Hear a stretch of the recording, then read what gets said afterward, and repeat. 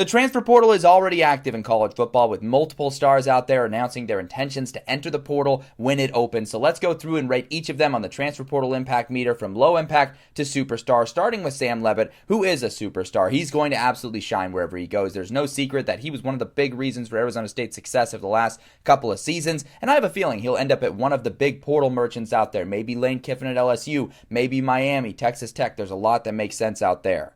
What about CJ Baxter? He was a star for Texas as a freshman, but then tore his ACL and missed a whole season and was a little bit slower this season. I think he can still find his way somewhere and be a stud and successful. He is from Orlando, so maybe UCF is in the mix, as well as some other teams that really pride themselves on good running backs. Boo Carter was an elite defensive back for Tennessee, but had some disagreements with the coaching staff, so he'll be in the portal. It's another superstar, a guy that absolutely shines, is one of the best DBs in the game, and I think his portal market will reflect that. Look at some of the teams that could be in the mix there. They're all going to be top-tier contenders.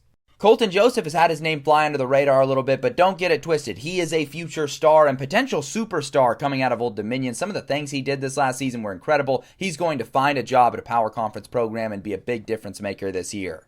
Jackson Arnold is turning into a bit of a journeyman in college football. He goes from Oklahoma to Auburn, and now Auburn back to the portal. Things haven't worked out great for him so far, but he still has a solid athletic profile. I think he'll go be a solid starter somewhere, and maybe he can redeem himself, maybe at a group of 5 like UNLV, and work his way back up. Some players are leaving after the fallout of a head coach leaving. That's the case with Quentin Taylor, a phenomenal young defensive back that I think could be a stud. He might follow Campbell to Penn State, but there's certainly some other teams to keep an eye out for. Kansas State's Dylan Edwards hits the transfer portal. It's a guy that got injured and was battling through injuries for a good part of the season with Kansas State. Kind of an underwhelming season considering his expectations, and then he quit on the team a month before the season ended. So just kind of leaves a bad taste in the mouth. I think he's going to be low impact, and maybe he finds some space somewhere else, but it's now multiple destinations at Colorado and Kansas State where he hasn't panned out the way they were hoping.